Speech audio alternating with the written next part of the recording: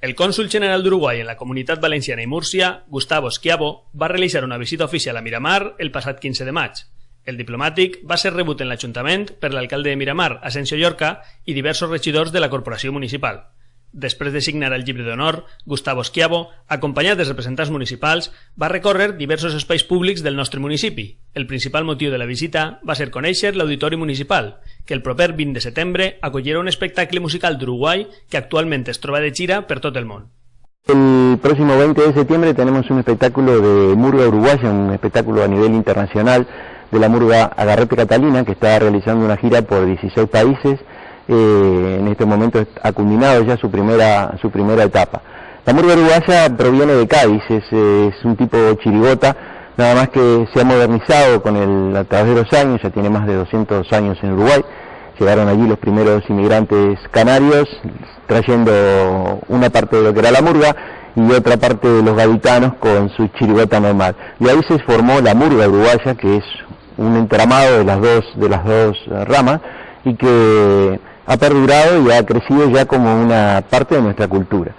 Entonces, este espectáculo que se viene llevando por distintos países llega a Miramar, gracias indudablemente al apoyo del Ayuntamiento de Miramar, que nos ha prestado toda su colaboración en este caso, del Consulado Uruguayo y de los representantes a nivel internacional que la murga ha logrado para este objetivo de viajar por todo el mundo.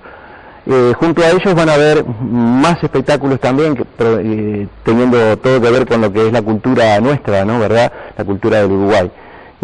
Habrá un espectáculo con un desfile de candombe, también, que es otra modalidad nuestra cultural, proveniente del África. Los primeros negros llegaron y formaron allí sus cuerdas de tambores. Todo va a estar representado en Miramar con un pequeño desfile, con un grupo de unos 30, 40 candomberos por la calle de Miramar, junto a los grupos que participarán ese día, que serán Plan B, Murgueros Plan B de Gandía, Murgandía, otra murga de Gandía, y Celeste Cover, que es un grupo pop que hace música de Drexler y Jaime Ross. Todo esto lo haremos en Miramar porque pensamos que, bueno, es un lugar ideal, por ya que está entre medio de las dos grandes capitales, que es Alicante y Valencia. Entonces es una confluencia perfecta para armar este tipo de espectáculos.